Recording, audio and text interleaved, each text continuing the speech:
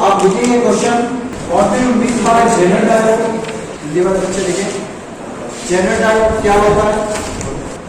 वह Jenner diode का अभिलाक्षणिक वक्र को समझेंगे।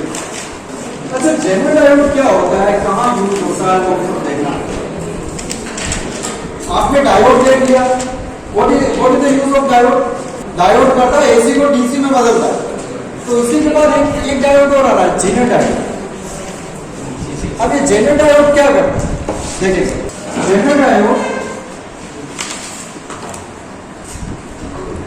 जेनर डायोड का जो संकेत होता है, सिंबल होता है, इलेक्ट्रॉनिक सिंबल होता है, वैसे होता है। जो एंटेक सेमीकंडक्टर होता है उसको हम अंग्रेजी लेटर के उल्टे जेड की तरफ बनाते हैं। अगर सिंपल डायोड होता तो क्या करते हैं, सीधी लाइन। तो जेनर डायोड का इलेक्ट्रॉनिक सिंबल जो है उस तरह से इलेक्ट्रॉनिक संकेत, ये इलेक्ट्रॉनिक संकेत है, इलेक्ट्रॉनिक सिंबल। ठीक कैसे बनता है ये, क्या होता है कि पी टाइप को एन टाइप सेमीकंडक्टर को जब हम आपस में मिला दें, ये पी टाइप और इधर क्या है आपके एन टाइप, इन दोनों को जब आपस में मिलाते हैं तब हमें पता है कि इसको हम बोलते हैं पीएन जंक्शन डायोड। लेकिन हमें हेवीली डॉप्ड करना पड़ेगा। What do you mean bye heavily doped? Doping मैंने बता दिया। हेवीली डॉप्ड का मतलब होता है कि जैसे एन टाइप की बात करें, सिलिकॉन के साथ आप फास्फोरस को मिलाते हैं तो एन टाइप बनता है। Yes sir. और सिलिकॉन के साथ अगर आप एल्यूमिनियम को मिलाते हैं तो आपके क्या बनता है, पी टाइप बनता है। तो हमें अगर पीएन जंक्शन डायोड के अंदर जेनर डायोड अगर बनाना है तो हमें क्या करना पड़ेगा, हेवीली डॉपिंग करनी पड़ेगी भाई। मतलब सिलिकॉन के साथ फास्फोरस को और ज्यादा मिलाना पड़ेगा और सिलिकॉन के साथ एल्यूमिनियम को और क्या करना पड़ेगा, हमें ज्यादा मिलाना पड़ेगा और हेवीली डॉप्ड करना पड़ेगा।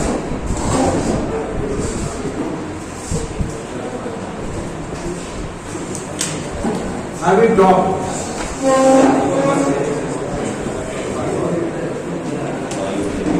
हेवी डॉप्ड करना पड़ेगा।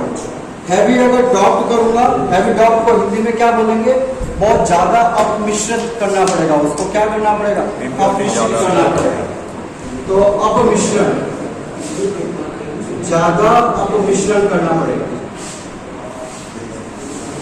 अपमिश्रण करना पड़ेगा तभी जाकर जेनर डायोड बनता है। और जेनर डायोड का सबसे सिंपल सा इसका जो यूज होता है, आप यूज पे लिखेंगे, यहाँ पे लिख देना यूज, उपयोग। इसका मेन वर्क होता है वोल्टेज स्टेबलाइजर। समझते वोल्टेज स्टेबलाइजर क्या होता है? yes. भाई पुराने टाइम में टीवी के ऊपर एक स्टेबलाइजर रखा हुआ जो क्या करता था कि 220 वोल्ट से अगर ज्यादा आ जाता था ना, ऑटोमेटिक पावर कट ऑफ करता। तो जेनर डायोड आजकल जो टीवी आती है एलईडी एलसीडी उसमें इनबिल्ट होता है, मतलब अंदर लगा होगा, जैसे आपको स्टेबलाइजर लगाने की जरूरत नहीं। तो ये क्या करेगा, वोल्टेज को क्या करेगा, वोल्टेज स्टेबलाइजर।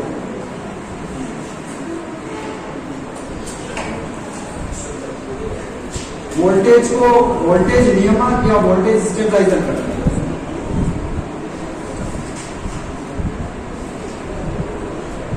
नियामक बोलते हैं, ठीक है। वोल्टेज को क्या करता है, स्टेबलाइज करता है। जैसे मान लो मुझे अगर 20 वोल्ट की टीवी है, सपोज करो 20 वोल्ट की टीवी है, तो मुझे जेनर डायोड में कितना वोल्ट का लगाना पड़ेगा, 20 वोल्ट। अगर जैसे 21 वोल्ट आएगा तो वो क्या करेगा, ऑटोमेटिक पावर को क्या कर देगा, कट ऑफ कर देगा ताकि टीवी जलने से बच जाए। तो वोल्टेज को स्टेप करता है, स्टेबलाइजर करता है, मेन इसका उपयोग। डायोड को दो तरह से बायसिंग करते हैं, तो फॉरवर्ड बायस और रिवर्स बायस। उसी तरह से जेनर डायोड को दो तरह से रिवर्स, दो तरह से लगाते हैं, एक फॉरवर्ड बायस और एक रिवर्स बायस। तो देखो फॉरवर्ड बायस में हम कैसे लगाएंगे, फॉरवर्ड बायस अगेन वही वेरिएबल बैटरी, इसका इसका वोल्टेज वैल्यू 0 से लेकर क्या हो सकता है 20, 15 चेंज हो सकता है। N number. यहाँ पर लग रहा है आपके अमीटर जो करंट की रीडिंग को पड़ेगा, और यहाँ पर मुझे क्या करना पड़ेगा, डायोड लगाना पड़ेगा। फॉरवर्ड का मतलब बैटरी का प्लस सेमीकंडक्टर के पिन से कनेक्ट होना चाहिए, ठीक है। तो मतलब देखो जेनर डायोड को मैं कनेक्ट कर रहा हूँ, यहाँ पे प्लस से कनेक्ट कर रहा हूँ, और जेनर डायोड का मतलब इस तरह से सिंबल होना चाहिए, और ये बैटरी का नेगेटिव एन टाइप के सेमीकंडक्टर से कनेक्ट, मतलब पॉजिटिव पॉजिटिव से और नेगेटिव नेगेटिव से, तो इसको हम फॉरवर्ड बायस कहते हैं। और यहाँ पर आपने को क्या लगाना पड़ेगा, इसके अक्रॉस क्या लगाना पड़ेगा, वोल्टमीटर, जो वोल्टेज की रीडिंग को क्या करेगा, पढ़ेगा। और अभी भी हमें क्या करना है, इसके बीच में ग्राफ, ठीक है, टेबल बना ग्राफ। ये तो हो गया फॉरवर्ड बायस की बात। तो फॉरवर्ड बायस की अगर हम बात करें ना डायोड या जेनर डायोड की, तो फॉरवर्ड बायस में जेनर डायोड सेम ऐसे ही वर्क करता है जैसे आपके डायोड वर्क, कोई फर्क नहीं। तो रिवर्स डायोड को, जेनर डायोड को हमेशा किस बायस में लगाते हैं, रिवर्स बायस। रिवर्स बायस में ही ये वर्क करता है, ठीक है। कभी भी किसी सर्किट में हम जब लगाएंगे तो किसमें लगाएंगे, रिवर्स बायस। क्यों लगा, तो उसका रीजन बता रहा हूं। तो देखो ये आपके रिवर्स बायस की बात बता रहा हूं। रिवर्स बायस का मतलब होगा कि ये आपके वेरिएबल बैटरी है, ठीक है, VR वेरिएबल बैटरी, ये आपके अमीटर, ये आपके देखो रिवर्स बायस है, क्योंकि ये प्लस है, तो प्लस से आपको किससे कनेक्ट करना पड़ेगा, नेगेटिव। ये आपके एन टाइप और ये आपके पी टाइप, और यहाँ पर आपको क्या लगाना पड़ेगा, एक आपको वोल्टमीटर,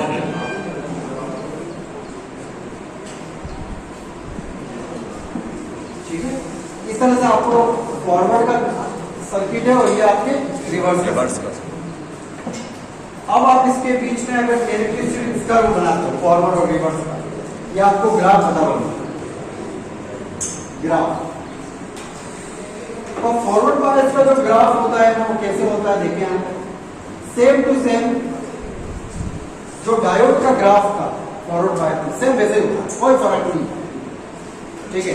तो ये हमेशा ग्राफ ऐसे बनता है, वैसे जब पोटेंशियल वेरिएबल उठता है तो फिर ग्राफ क्या हो जाता है, सडनली एक्सपोनेंशियल। फॉरवर्ड में तो बिल्कुल वैसे का वैसे ग्राफ, पर रिवर्स में जो ग्राफ होता है वोल्टेज और करंट के बीच में, वो ग्राफ कैसे होता है,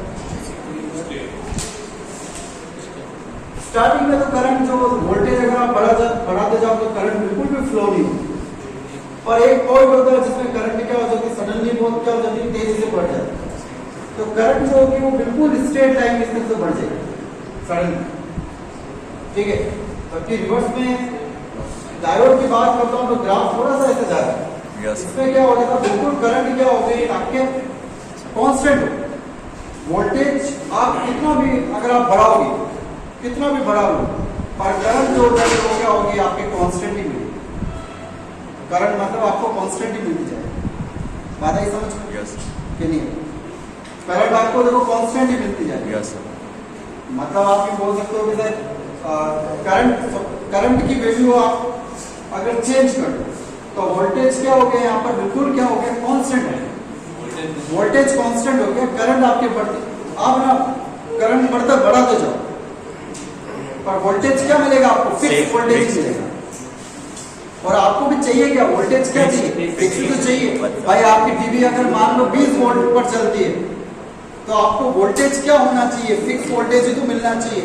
आपको अगर ज्यादा वोल्टेज मिल गया तो आपकी टीवी तो डैमेज हो जाएगी। मतलब आपने क्या किया, करंट आप बढ़ाते जा रहे हो और वोल्टेज आपको क्या मिल गया, फिक्स्ड कांस्टेंट। तो जेनर डायोड हमेशा किसमें ऑपरेट करता है, हमेशा रिवर्स बायस में ऑपरेट करता है। तो ये भी हमें एक लाइन लिखनी पड़ेगी कि zener diode operate in reverse बायस,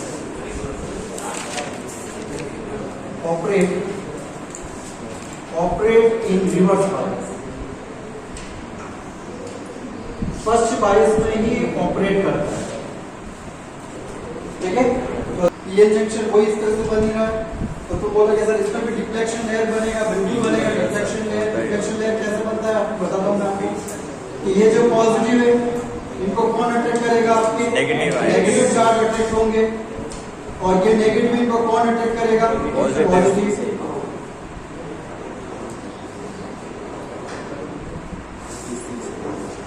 तो ये आपकी डिफ्लेक्शन लेयर है, आवश्यक परत है, इसको तोड़ना होगा। तोड़ने के लिए आपको क्या करना पड़ेगा, वोल्टेज को बढ़ाना बढ़ाना होगा। पड़ेगा। जब वोल्टेज बढ़ेगा टूटेगा, चार्ज होंगे वो फ्लो होंगे इधर से उधर, तब जाकर क्या होगा इलेक्ट्रिसिटी बनेगा। ये सब मैं आपको डायोड में समझा चुका हूं। इसको हैवी ड्रॉप करना पड़ता है। ये जंक्शन डायोड को अगर जनरल डायोड में बदलना है तो मुझे हैवी ड्रॉप करना पड़ता है, ज्यादा ऑपरेशन करना पड़ता है। जनरल डायोड हमेशा रिवर्स बायस में ऑपरेट करता है, फॉरवर्ड बायस में तो काम बिल्कुल ऐसे ही करता है जैसे आपके नॉर्मल डायोड करता है, तो आपको रिवर्स बायस में ही लगाना पड़ता है। इसका मेन उपयोग होता है वोल्टेज को स्टेबलाइज करता है, वोल्टेज को नियामक, हिंदी में नियामक बोलते हैं, मतलब वोल्टेज स्टेबलाइजर लिख देना, सब समझ में आ जाए। दो तरह के बायस है देखो, फॉरवर्ड बायस और रिवर्स बायस। फॉरवर्ड बायस का मतलब होता है कि बैटरी का प्लस सेमीकंडक्टर के पी सेमीकंडक्टर से कनेक्टेड है और बैटरी का नेगेटिव एन सेमीकंडक्टर से कनेक्टेड है। शॉर्ट में अगर देखे जाए तो प्लस प्लस से कनेक्टेड है और माइनस नेगेटिव माइनस से से। इसको हम बोलेंगे अग्र बायस या फॉरवर्ड बायस, अग्र अभिनति भी बोलते हैं।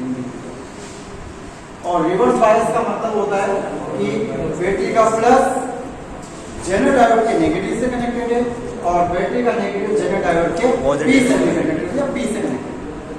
ठीक है, या मीटर वॉट मीटर ग्राफ बनाएंगे प्रैक्टिकल आपके 6 करती है, तो ग्राफ हमें ऐसे बनता है। ये आपके फॉरवर्ड बायस की बात है, फॉरवर्ड बायस, ठीक है, और ये आपके reverse bias. What you mean by the rectifier? Explain working of half wave rectifier। अर्ध तरंग डिस्चकारी की कार्यविधि समझेंगे। देखिए डिस्चकारी का मतलब क्या होता है समझेंगे आप। एसी को डीसी में कन्वर्ट करना ही आपके डिस्चकारी कहलाता है या रेक्टिफायर कहलाता है। ये आपके अल्टरनेटिंग करंट है और अगर ये डीसी में चेंज होता है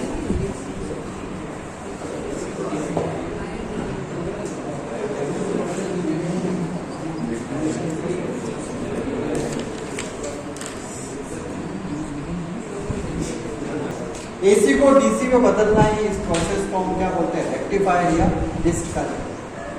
कई ऐसी जगह है जहां हमें एसी को किस में बदलना होता है डीसी, जैसे मोबाइल चार्ज, जहां एसी जो होती है वो डीसी में बदलती है। जैसे मुझे किसी बैटरी को चार्ज करना तो एसी को मैं डीसी में अगर बदलूंगा तभी बैटरी जो होगी चार्ज होगी। जैसे फिजिक्स के अंदर में ब्लैक कलर की बैटरी देखी, तो ये क्या होता है कि एसी को हम किस में कन्वर्ट कर देना डीसी में। तो इसमें क्या क्या लगाना पड़ेगा, इसमें आपके डायोड का रोल बड़ा इंपॉर्टेंट है। तुम सभी बच्चों को पता है कि डायोड करता क्या, एसी को डीसी में बदलता है। ठीक है, बच्चों के टॉय होते हैं, रिमोट वाली कार होती है, उसको एसी से पावर देते हैं और डीसी में चेंज करते हैं। आजकल आपके जो इलेक्ट्रिक व्हीकल्स आ गए, एसी से चार्ज करो डीसी में बदल दो। ठीक है, तो डीसी बैटरी जो होती है वो डीसी करंट को क्या करती है स्टोर करके रखती है। जैसे आपके मोबाइल की बैटरी क्या करती है, डीसी को क्या करती है स्टोर करके रखती है। तो भाई हाफ वेव रेक्टिफायर होता क्या चीज और कहाँ इसका उपयोग में आता है, तो मैं हाफ वेव रेक्टिफायर के बारे में बता रहा हूँ। हाफ वेव रेक्टिफायर क्या होता है,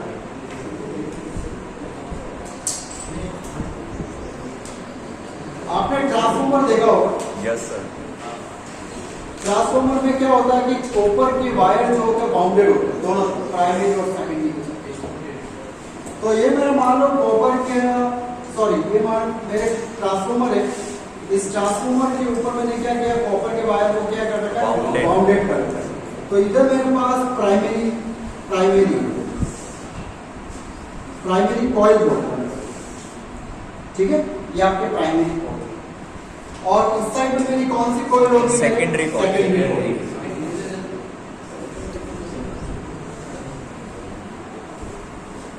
ठीक है, प्राइमरी और सेकेंडरी कॉइल।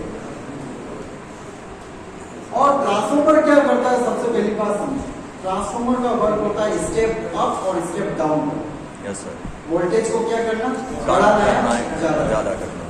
अगर मुझे वोल्टेज को बढ़ाना है तो मुझे क्या करना पड़ेगा, सेकेंडरी के अंदर जो कॉइल है उसकी संख्या को क्या करना पड़ेगा, ज्यादा रखना।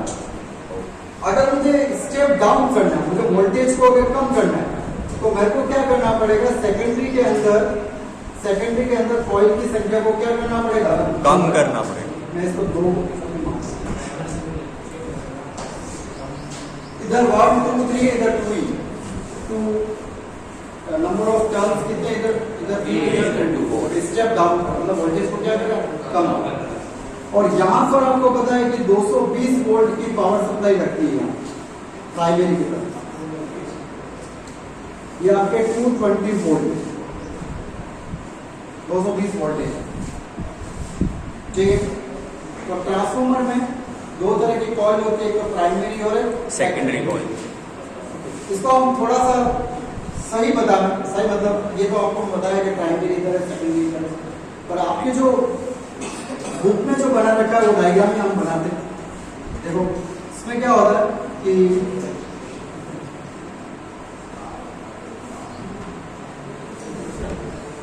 ये आपके इधर ट्रांसफार्मर लगा रखा है, T,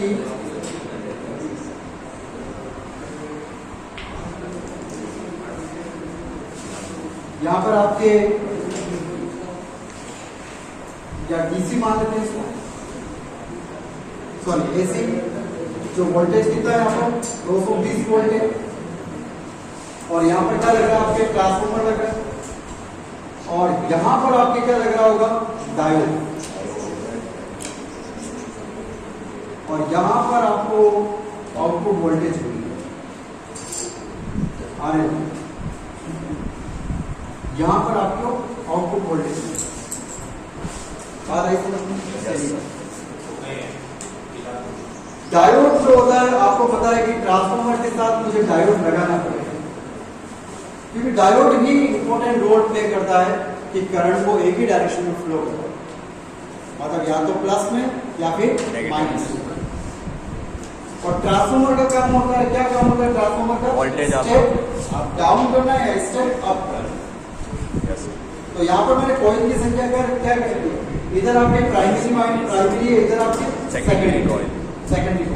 तो प्राइमरी में कॉइल की संख्या हमने थोड़ी ज्यादा रख रखी है और सेकेंडरी में हमने क्या कर रखी है, कम रखा।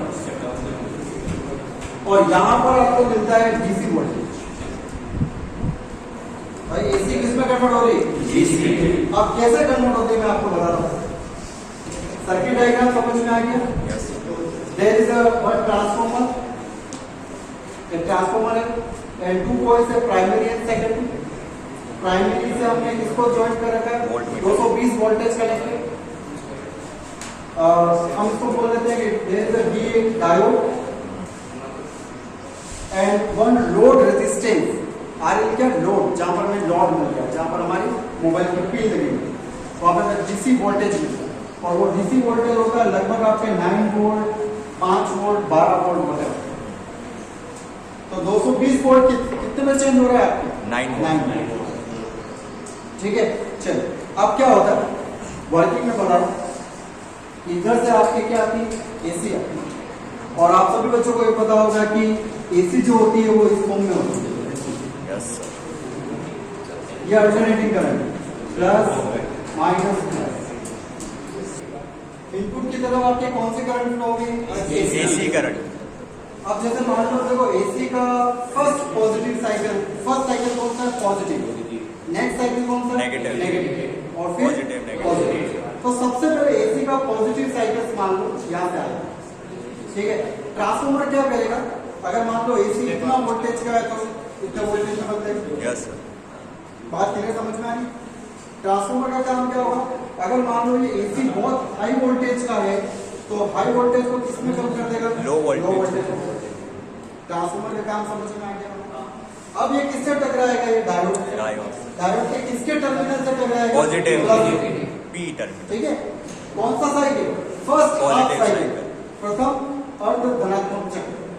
जब फर्स्ट हाफ साइकिल डायोड के प्लस टर्मिनल से टकराएगा, ये भी प्लस और डायोड का टर्मिनल भी प्लस, फॉरवर्ड बायस। और हमें पता है कि जब भी फॉरवर्ड अगर बायस बनता है तो करंट क्या होती है, फ्लो होती है। तो इसका मतलब ये हुआ कि इस वाले साइकिल की बात कर रहा हूं, इस वाले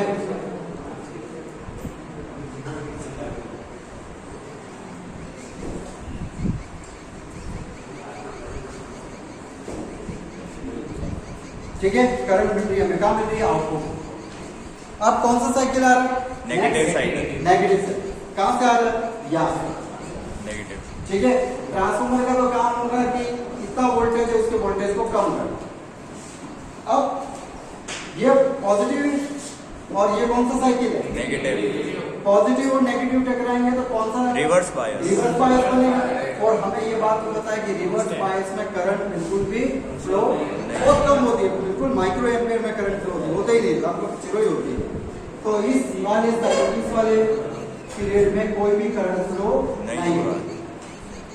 नेक्स्ट कौन सा साइकिल आ रहा है, पॉजिटिव। अगेन धनात्मक चक्र आ रहा है, धनात्मक अर्ध चक्र। वो किससे टकराएगा, डायोड के प्लस टर्मिनल। ये भी धनात्मक चक्र, ये भी डायोड का प्लस। कौन सा बायस बनेगा, फॉरवर्ड बायस, अग्रअभिनति। और अग्रअभिनति में कौन करंट जो होगी वो इसमें, इस चक्र में कौन सी करंट फ्लो हो जाएगी आपकी, ये वाली, ये वाली। दोनों का आपको एक ही तरह का मैग्नीट्यूड रखना है। और एसी जो होती है वो किसमें चेंज हो रही है, डीसी में। डीसी, ये टाइम से।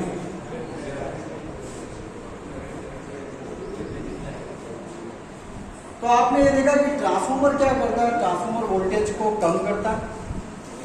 और डायोड क्या करता है, डायोड यूनि डायरेक्शन में करंट फ्लो करवाता है, एक ही डायरेक्शन, या आइदर या तो पॉजिटिव या आइदर ये नेगेटिव।